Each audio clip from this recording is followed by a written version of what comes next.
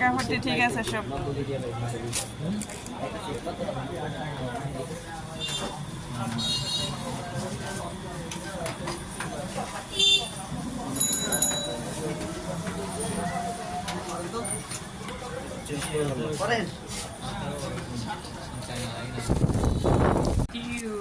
তাবাসসুম আমার বাচ্চাদেরকে বানাইছে, আমার বেবিরা,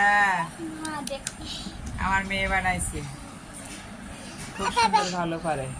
ওদের জন্য দোয়া করবেন। আমু আল্লাহকে দাও, আল্লাহকে।